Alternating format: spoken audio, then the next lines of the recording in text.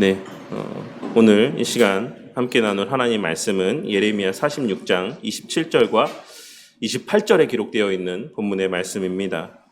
우리는 최근에 계속해서 예레미야의 내용들을 함께 새벽마다 살펴보고 있는데 그 가운데 46장 27절과 28절에 기록된 말씀에 담긴 의미들을 이 주일 예배 시간에 좀 더 깊이 함께 나누고자 합니다.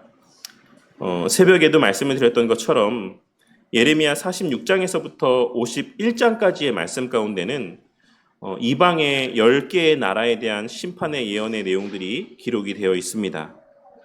예레미야의 내용은 그 시작부라고 할 수 있는 1장의 말씀과 또 마지막 결론의 말씀이라고 할 수 있는 52장의 말씀을 제외하고 2장에서부터 총 51장까지의 본론의 말씀으로 구성이 되어 있다고 할 수 있는데 그 2장부터 51장까지의 말씀의 내용은 크게 2장에서부터 25장까지의 첫 번째 부분과 26장에서부터 45장까지의 두 번째 부분과 그리고 마지막으로 46장에서부터 51장까지의 세 번째 부분으로 구분할 수가 있습니다.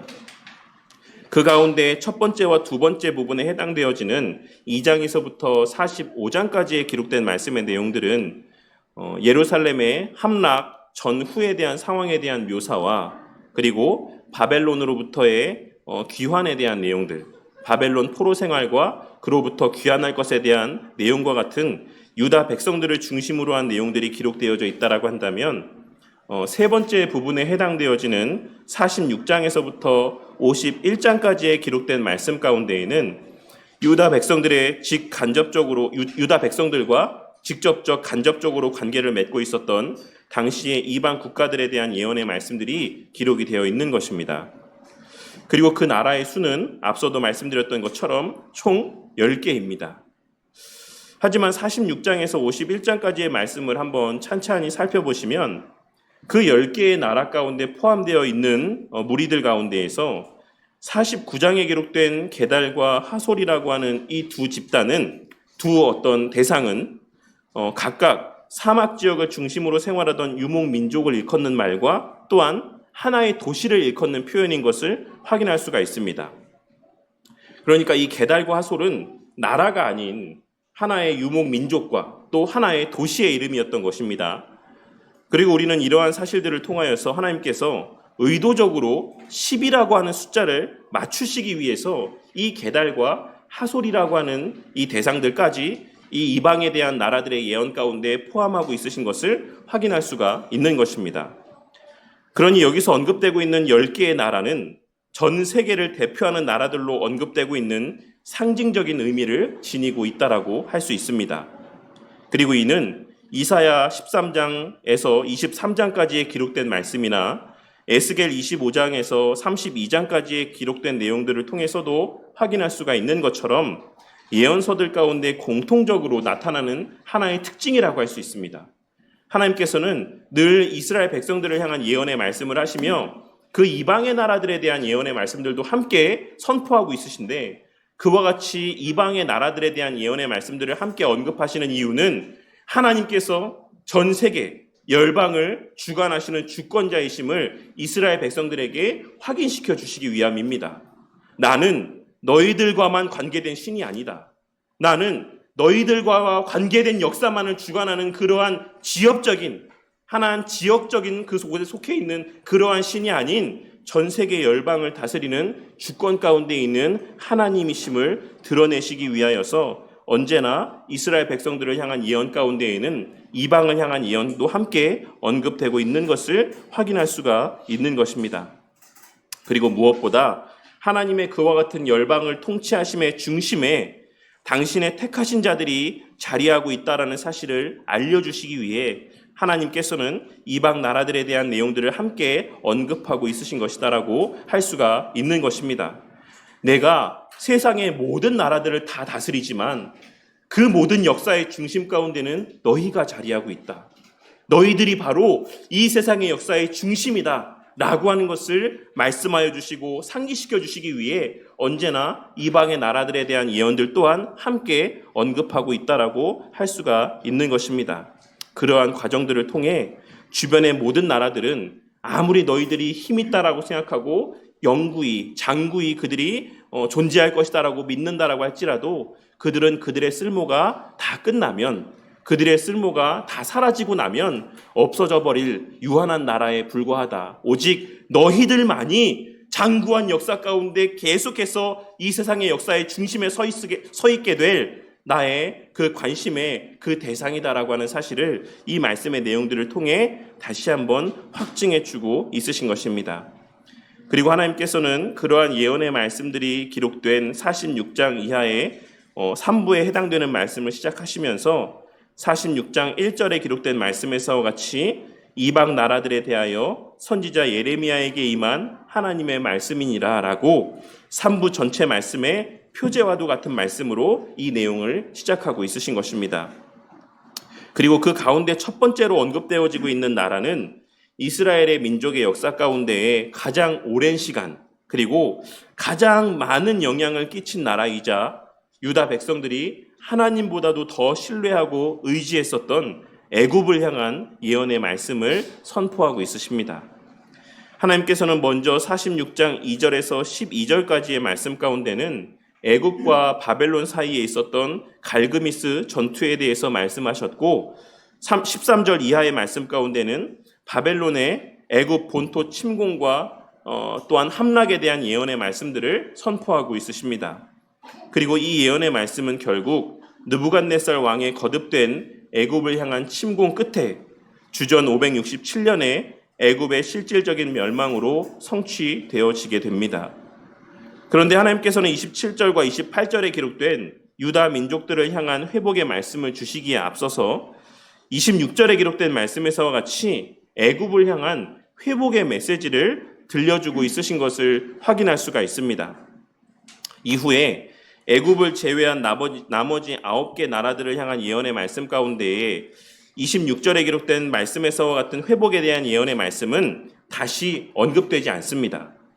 하지만 이 애굽에게 들려주셨던 회복에 대한 예언의 말씀과 비슷한 뉘앙스의 말씀들은 또 여러 차례 등장하고 있는 것을 확인할 수 있는데 그것은 48장 47절에 기록된 말씀과 49장 6절에 기록된 말씀과 49장 39절에 기록된 말씀입니다.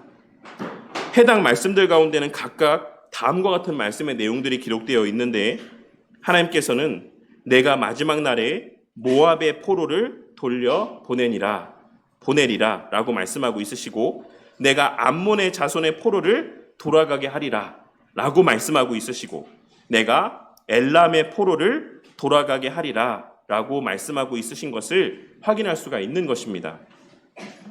그렇다면 하나님께서는 이방의 10개의 나라들 가운데에서 애굽과 모압 그리고 암몬과 엘람을 향하여서만 왜 회복에 대한 예언의 말씀을 들려주셨던 것이다라고 생각하십니까?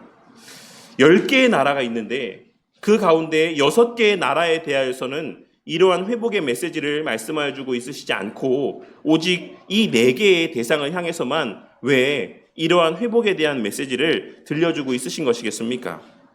이에 대하여서 여러 다른 의견들이 있긴 하지만 가장 그 가운데 신뢰할 만한 견해는 그들이 이스라엘의 회복과 직접적인 관계가 있는 나라들이 아니었기 때문이라는 견해입니다. 무슨 말이냐면 애굽과 엘람이라고 하는 나라는 하나님께서 약속하신 그 약속의 땅에 속해 있는 나라들이 아니었고 모압과 암몬의 땅은 다윗 때의 영토 가운데는 포함이 되어 있긴 하지만 에스겔 47장에 기록된 말씀에서와 같이 이상적인 이스라엘 땅에 대한 개념과 그 기준은 요단강 동쪽을 경계로 하고 있었기 때문에 그러한 개념으로 볼 때에는 모압과 암몬의 땅도 하나님의 약속의 땅에 속하지 않는 곳이다라고 할 수가 있습니다. 그런데 이와 같은 주장 가운데, 기준 가운데 가장 난해함을 주고 있는 대상이 바로 다메섹입니다. 왜냐하면 다메섹이라고 하는 지역은 실질적으로는 하나님의 약속의 땅에 포함되지 않은 곳이기 때문에 그렇습니다.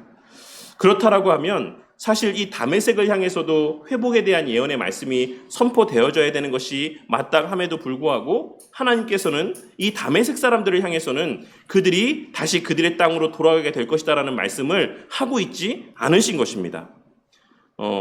이에 대해서 WBC 주석 가운데 언급된 회프켄이라고 하는 학자는 다메섹은 하나님의 약속의 땅과 경계가 인접해 있을 뿐만 아니라 그 방향으로부터 오는 역사적인 위협들이 있었기 때문에 하나님께서는 그 땅의 회복에 대해서 말씀하지 않으신 것이다라고 설명을 하고 있습니다.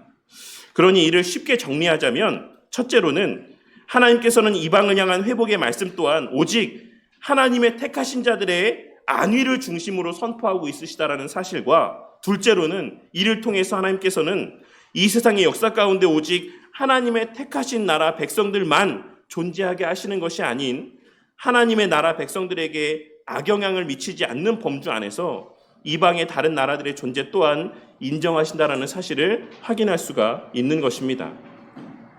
그리고 이것을 오늘날 우리의 삶 가운데 적용해 보자면 하나님께서는 오직 이 모든 세상 가운데 교회만 존재하도록 역사하시는 것이 아니라 이 세상의 모든 역사 가운데 오직 하나님의 택하신 자들, 믿는 자들로만 이 모든 세상이 채워지도록 역사하시는 것이 아니라 하나님께서는 하나님의 구별하여 택하신 자들과 함께 이방의 나라들 또한 함께 거하게 하신다라는 사실을 인정하신다라는 사실을 이러한 하나님의 회복에 대한 예언의 말씀을 통해 확인할 수가 있는 것입니다.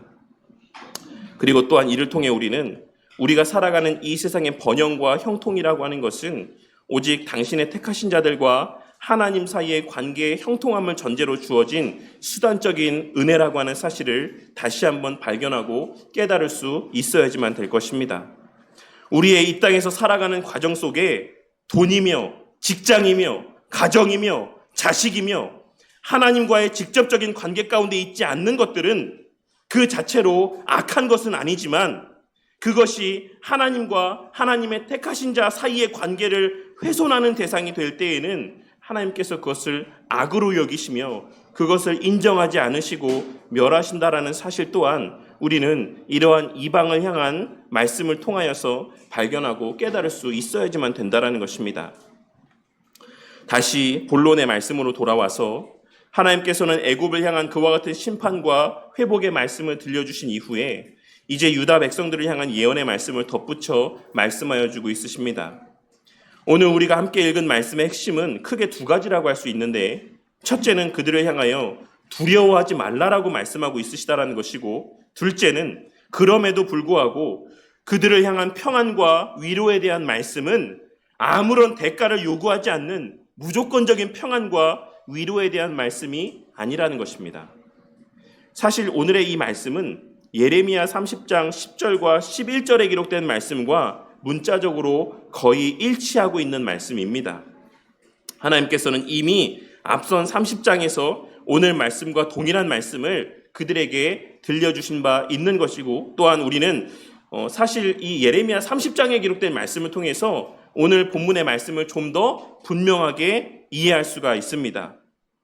하지만 이스라엘 백성들은 하나님의 그와 같은 여러 차례에 걸친 경고의 말씀에도 불구하고 그 말씀에 순종하지 아니하였고 하나님께서는 이후에 애굽의 멸망을 예언하시면서 다시 한번 그럼에도 불구하고 하나님의 택하신 자들을 결코 완전히 멸하지는 않으실 것임을 말씀하시며 그들에게 위로와 소망의 말씀을 들려주고 있으신 것입니다. 하지만 우리는 여기서 하나님께서 반복적으로 언급하고 있으신 두려워하지 말라라는 말씀을 통해 그들의 눈으로 보기에는 두려워할 만한 일들이 그들의 삶 가운데 있을 것이다라는 사실 또한 발견할 수 있어야지만 될 것입니다.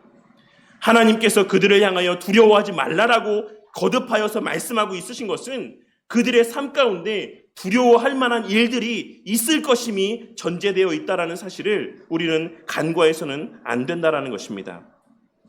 그리고 그러한 사실은 오늘 본문 28절에 기록된 말씀과 또한 앞서 언급한 30장 11절에 기록된 말씀과의 연장선상에서 이해해야지만 되는 말씀의 내용이라고 할 수가 있는 것입니다. 하나님께서는 유다 백성들을 향하여서 앞서 30장 11절 말씀에서도 내가 너와 함께 있어 너를 구원할 것이라 너를 흩었던 그 모든 이방을 내가 멸망시키리라 그럴지라도 너만은 멸망시키지 아니하리라 그러나 내가 법에 따라 너를 징계할 것이요 결코 무죄한 자로만 여기지는 아니하리라 라고 말씀하셨고, 오늘 말씀에서도 내 종 야곱아, 내가 너와 함께 있나니 두려워하지 말라. 내가 너를 흩었던 그 나라들은 다 멸할지라도 너는 사라지지 아니하리라. 내가 너를 법도대로 징계할 것이요 결코 무죄한 자로 여기지 아니하리라. 라고 말씀하고 있으신 것입니다. 이를 통해 우리는 하나님께서는 때로 당신의 백성들을 두려워할 만한 일들 가운데 내모심으로 당신 앞으로 다시 인도하여 주신다라는 사실을 확인할 수 있습니다. 늘 말씀드리지만 우리 삶에서 경험되어지는 모든 일들을 다 하나님의 징계와 결부지어서 생각하는 것은 결코 건전한 신앙의 모습이라고는 할 수가 없습니다. 일부의 이단들이 이야기하는 것처럼 우리가 병에 걸린 것도, 우리가 감기에 걸린 것도, 우리가 코로나에 걸린 것도, 우리의 삶 가운데 여러 불행한 일들이 일어나는 것도, 자식이 어떤 여러 힘듦 가운데 처하게 되는 것도, 내 사업이 형통하지 않은 것도 전부 다 그것을 죄의 문제와 연결지어서 하나님의 징계와 연결지어서 생각하는 것은 결코 바람직한 신앙이라고 할 수가 없는 것입니다. 하지만 그와 동시에 우리 삶에서 경험되어지는 모든 일들을 하나님의 징계와 전혀 결부짓지 않고 우리 삶에서의 그냥 자연스럽게 일어날 수 있는 일들로만 여기는 삶의 모습 또한도 결코 바람직한 신앙의 모습은 아니다라고 하는 사실을 우리는 오늘 말씀을 통해 생각해 볼 수 있어야지만 되는 것입니다. 우리가 이번 전교인 수련회 때 함께 나누게 될 골로새서 말씀 가운데 바울 사도는 골로새서 1장 9절의 말씀에서 골로새 교회 성도들을 향해 말하기를 너희로 하여금 모든 신령한 지혜와 총명에 하나님의 뜻을 아는 것으로 채우게 하시기를 위해 쉬지 않고 기도한다라고 하는 내용들이 기록되어 있는 것을 확인할 수가 있습니다. 제가 이번에 이 전교인 수련회를 앞두고 골로새서에 관한 말씀의 내용들을 먼저 들었는데 그 내용이 너무나도 좋았습니다. 우리 성도님들에게도 이 말씀을 함께 듣는 시간들 가운데에 그러한 기쁨이 가득하고 말씀의 깊은 맛이 체험되어지는 귀한 시간이 되기를 바랍니다. 어쨌든 그와 같이 하나님께서는 당신의 세우신 일꾼들을 통하여서 그리고 기록된 말씀을 통하여서 그 삶에서의 경험되어지는 모든 일들 가운데 하나님의 뜻을 알게 되시기를 바랍니다. 그냥 아무 생각 없이 살아가는 자들이 아니라 아무 인지와 자각 없이 그냥 될 대로 그냥 살아가는 삶이 아니라 그 삶에서의 경험되어지는 모든 일들, 그 삶에서의 그 눈에 목도되어지는 모든 일들 가운데 이 일에 담겨진 하나님의 뜻은 무엇일까? 이 일들을 통해서 하나님께서 나에게 알려주고자 하시는 것들이 무엇일까라고 하는 것을 깨닫게 되기를 바라시는 것이 하나님의 뜻인 것을 우리는 깨달을 수 있어야지만 된다라는 것입니다. 그리고 그것은 우리의 평안함의 시간들에서 뿐만 아니라 우리 삶 속에서의 고난과 힘듦의 시간들 속에서도 마찬가지입니다. 저와 우리 모두가 그 삶에서의 여러 힘든 시간들을 마주하게 될 때 지금 내가 불평하고 있는 것, 내가 지금 만족하지 못하고 있는 것, 혹은 내가 하나님 앞에 원망하고 있는 어떠한 일들에 대하여 생각할 때 그러한 일들을 마주하게 되었을 때 뜻하지 않은 고난과 이해할 수 없는 고통의 시간들을 경험하게 되었을 때 그것이 물질의 힘듦이든 혹은 예상치 못한 질병으로의 힘든 시간들이든 어떠한 힘든 상황들을 마주하게 되었을 때 하나님 앞에 불평하고 원망의 말들을 내쏟기보다는 그러한 시간과 상황들을 허락하신 하나님의 뜻이 무엇일지를 한번 곰곰이 생각해 볼 줄 아는 저와 우리 모두가 되기를 바란다는 것입니다.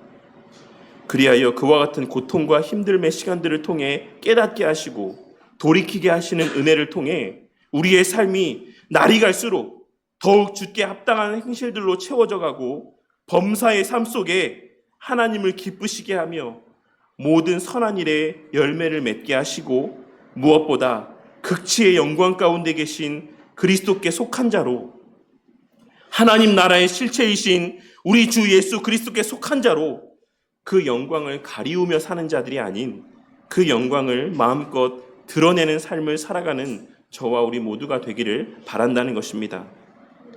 그 목적을 위해 그 영광을 누리고 만끽하게 하시기 위해 하나님께서는 때로 우리의 삶 가운데 예상치 못한 고난과 힘듦의 시간들을 주셔서 우리의 삶을 돌이키게 하시고 다시 하나님만을 바라보며 의지하게 하신다라는 사실을 오늘 말씀을 통해 발견하고 깨닫는 저와 우리 모두가 되어야만 하는 것입니다.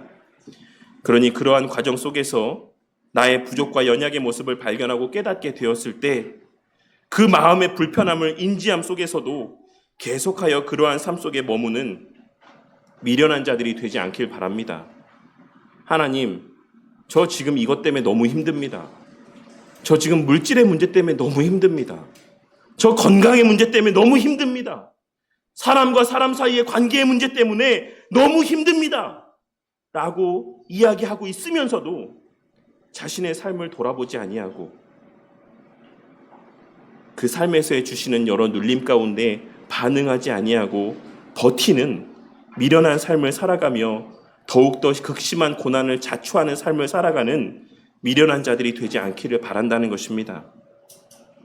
우리 자녀들이 어렸을 때 그 부모 앞에 아무리 고집을 피워도 버티면 버틸수록 결국 더 힘들어지는 것은 그 자녀들인 것처럼 우리 또한 우리의 참 부모 되신 하나님의 깨닫게 하시는 은혜 가운데 버티면 버틸수록 더 고통스러운 시간들을 마주하게 되는 것은 우리라는 사실을 깨닫게 되는 은혜가 있으시기를 바랍니다. 그리하여 그러한 고난의 시간들을 통하여서도 결국 하나님께 감사하며 그 신앙의 성장과 성숙함을 맛보게 되는 우리 바른교회 성도님들이 되시기를 바랍니다. 하지만 오늘 말씀 가운데 우리가 정말로 놓치지 말아야 되는 것, 오늘 말씀 가운데 우리가 정말로 주목하고 마음 가운데 새겨야지만 될 중요한 가르침은 우리가 받은 구원의 은혜가 지금 우리가 누리고 만끽하며 살아가고 있는 이 극치의 은혜들이 거저 주어진 은혜가 아니라는 것입니다. 제가 이 말씀을 묵상하면서 이 말씀에서의 하나님의 말씀이 예수님께서 우리를 대신하여서 감당하신 고난과 관계된 말씀이라고 하는 생각들이 제 마음 가운데 들었었는데 말씀을 준비하는 과정 속에서 제가 가지고 있는 여러 주석의 내용들을 아무리 참고해봐도 그렇게 연결지어서 해석하는 주석이 없어서 조금은 주저되는 마음이 있었던 것도 사실입니다. 하지만 제가 배운 교리의 내용들과 성경 전체가 말씀하고 있는 바를 종합적으로 고려해 봤을 때 이 말씀의 내용들을 예수님께서 우리에게 베풀어 주신 대속의 은혜와 연결지어 해석을 해도 이해를 해도 무리가 없다라고 하는 확신이 들었습니다. 오늘 말씀에서 하나님께서 이스라엘 백성들을 향해 말씀하시는 두려워하지 말라라는 말씀과 놀라지 말라라고 하시는 이 말씀은 그 이면에 우리를 대신하여 우리의 죄 문제를 해결하여 주신 예수님의 대속의 은혜가 자리하고 있기 때문이라고 생각합니다. 우리가 우리의 죄 문제에 대하여 두려워하지 않을 수 있고 우리의 삶에서 경험되어지는 여러 논란이 될 수 있는 고통의 시간들 속에서도 우리가 놀라지 않을 수 있는 궁극의 이유는 우리의 그러한 범죄함으로 인해 받아야지만 될 책임들을 우리 예수님께서 우리를 대신하여 다 해결하여 주셨기 때문입니다. 그렇게 하나님께서는 당당하게 당신의 백성들을 향하여서 놀라지 말아라, 두려워하지 말라라고 말씀하실 수 있었던 것이고 그들이 결코 멸망하지 않을 것이다라고 자신 있게 말씀하여 주실 수 있으셨던 것입니다. 이 사실이 우리에게 진심으로 은혜로 여겨지게 되기를 바랍니다. 우리 여전도의 회원분들과 최근에 이제 그 성경 공부 시간에 하이델베르크 요리문답의 내용을 함께 나누고 있는데 하이델베르크 요리문답 1문답과 2문답에는 다음과 같은 내용이 기록이 되어 있습니다. 살아서나 죽어서나 당신의 유일한 위로는 무엇입니까? 살아서나 죽어서나 나는 나의 것이 아니요 몸도 영혼도 나의 신실한 구주 예수 그리스도의 것입니다. 그리스도께서는 그의 보혈로 나의 모든 죄값을 완전히 치르고 나를 마귀의 모든 권세에서 해방하셨습니다. 또한 하늘에 계신 나의 아버지의 뜻이 아니면 머리털 하나도 땅에 떨어지지 않도록 나를 보호하시며 참으로 모든 것이 합력하여 나의 구원을 이루도록 하십니다. 그러함으로 그의 성령으로 그분은 나에게 영생을 확신시켜 주시고 이제부터는 마음을 다하여 즐거이 그리고 신속히 그를 위해 살도록 하십니다. 이러한 위로 가운데 복된 인생으로 살고 죽기 위해 당신은 무엇을 알아야지만 됩니까? 우리는 다음에 세 가지 부분을 알아야지만 됩니다. 첫째, 나의 죄와 비참함이 얼마나 큰가? 둘째, 나의 모든 죄와 비참함으로부터 나는 어떻게 구원을 받을 수 있는가? 셋째, 그러한 구원을 주신 하나님께 우리는 어떻게 감사를 드려야 하는가를 알아야지만 됩니다. 우리가 그리스도 안에 거한다라는 사실의 위로를 받고 그 안에서의 복된 삶을 살고 복된 삶 가운데 죽기 위해 우리가 알아야지만 되는 것은 우리의 죄와 비참함이 얼마나 큰지를 아는 것에서부터 출발합니다. 마찬가지로 오늘 말씀에서의 하나님께서 유다 백성들에게 말씀하여 주고 있으신 두려워하지 말라, 놀라지 말라, 내가 너를 멸하지 않을 것이다라는 이 말씀이 그들에게 위로가 될 수 있었던 것은 그들이 두려워할 만한 일들을 경험했기 때문이고 놀랄 만한 일들을 경험했기 때문이라고 할 수 있습니다. 정말 두렵고 떨림이 되는 말이고 목사로서 강단에서 성도님들 앞에 하기 정말 힘든 말이긴 하지만 우리 성도님들의 삶 가운데 주를 떠나 살아갈 때의 죄된 모습의 실상과 그 비참함의 모습들이 경험되어지기를 바랍니다. 우리 성도님들의 삶 가운데 하나님을 떠나 살았을 때의 그 비참함들이 경험되어지기를 바랍니다. 하나님께서 그 비참함을 성도님들에게 알게 하시기를 원합니다. 그리하여서 우리가 그리스도 안에 거한다라고 하는 것이 얼마나 기쁜 일이고 감사한 일인지가 진심으로 깨달아지고 그 사실로 말미암는 위로와 기쁨이 우리 성도님들의 삶 가운데 가득 채워지기를 바랍니다. 우리가 이 시간 이렇게 함께 모여서 예배드릴 수 있는 것, 우리가 하나님에 대하여 알 수 있는 것, 우리가 기도할 수 있는 것, 이 모든 은혜는 거저 주어진 은혜가 아닙니다. 하나님께서 예수님을 향하여 법도대로 징계하시고 그를 무죄한 자가 아닌 유죄한 자로 여기시며 우리를 대신하여 죽게 하신 결과로 우리가 이렇게 함께 모여서 예배드릴 수 있고 하나님을 알아가고 하나님께 기도할 수 있는 자가 된 것이다라는 사실이 오늘 이 시간 우리 성도님들의 마음 가운데 깨달아지는 은혜가 있으시기를 바랍니다.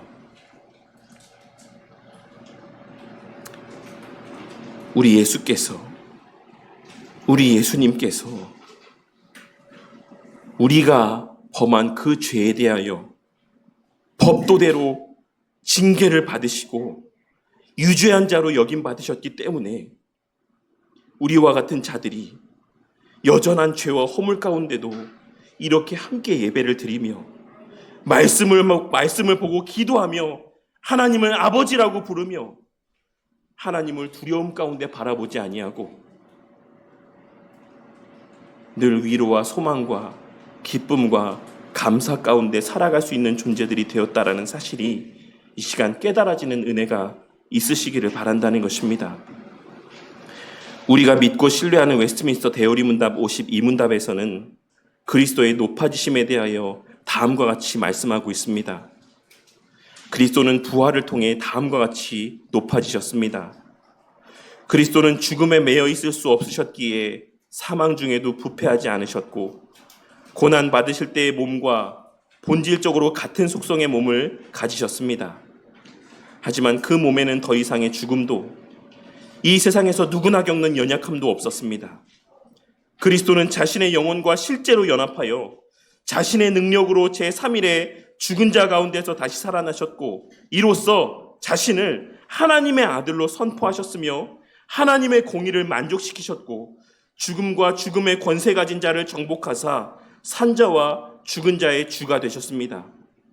그리스도는 이 모든 일을 교회의 머리요 교회의 대표자로서 행하셨는데 곧 신자들을 의롭다 하시고 은혜로 살리시며 원수들과 대항하여 싸우도록 도우시고 마지막 날에 그들을 죽은 자들 가운데서 다시 살리실 것을 확신시키시기 위해서 행하셨습니다. 라고 말씀하고 있는 것입니다. 우리가 지금 이 순간 의롭다 여김을 받게 된 것, 우리가 실제적으로 하나님 앞에 다시 산자로서의 삶을 살아갈 수 있게 된 것, 그리고 사단의 미혹 가운데 대항하여 싸우며 살아갈 수 있게 된 것은 그냥 거저 주어진 은혜가 아니라 우리 예수님의 성육신과 죽으심과 부활하심의 은혜를 통해 주어진 무한한 가치를 지닌 은혜들인 것이 깨달아지기를 바랍니다. 그리고 그 예수님께서는 지금 이 순간에도 우리를 위하여 중보하고 있으십니다. 이에 대하여 대요리문답 55문답에서는 예수님께서 우리를 위하여 간구하시기를 우리의 양심의 평안과 날마다 실패함에도 불구하고 은혜의 보좌에 담대하게 나아갈 수 있음과 우리의 인격과 우리의 봉사가 받아들여지도록 기도하고 있으시다라고 말씀하고 있습니다. 이러한 사실을 통해 우리의 이 예배의 가치가 다시 한번 깨달아지는 은혜가 있으시기를 바랍니다. 성도님들의 봉사와 헌신의 가치, 성도님들의 개인 경건의 삶의 가치를 다시 한번 깨닫게 되는 은혜가 있으시기를 바란다는 것입니다. 이 모든 은혜가 거저 주어진 은혜가 아니라 우리를 대신하여 하나님께서 법도대로 우리 예수님을 징계하심의 결과로 우리에게 허락하신 은혜라는 사실이 깨달아지고 그로 말미암는 감사의 마음들이 저와 우리 모두의 마음 가운데 풍성하게 자리하게 되기를 바란다는 것입니다. 그리하여 우리의 예배드릴 수 있음에 대하여, 우리의 기도할 수 있음에 대하여, 우리의 하나님 앞에 헌신하고 충성하며 섬김의 삶을 살아갈 수 있는 것에 대하여 그냥 그러할 수도 있고 그러하지 않을 수도 있다라고 가벼이 여기며 살아가는 자들이 아니라 그 예수님의 희생의 가치, 섬김의 가치, 사랑의 가치가 우리의 마음 가운데 되새겨짐으로 언제나 그 하나님을 사랑하는 크기만큼 열심을 다해 예배를 드리며 그 하나님을 향해 감사하는 마음의 크기만큼 열심을 다해 교회 앞에 충성하고 봉사하며 그 하나님의 그 존재의 가치를 인지하는 만큼 열심을 다해 기도하며 말씀 보고 하나님의 말씀대로 순종하며 살아가기 위해 애쓰는 자들이 되심으로 언제나 그 삶 속에 주님의 그 두려워하지 말라라는 말씀이, 놀라지 말라라는 말씀이 실제로 확신되어져 그 어떤 삶의 시간들 속에서도 담대하게 위로와 평안 가운데 소망과 기대 가운데 담대한 그리스도인의 삶을 살아가게 되는 저와 우리 모두가 되기를 주님의 이름으로 간절히 축원합니다.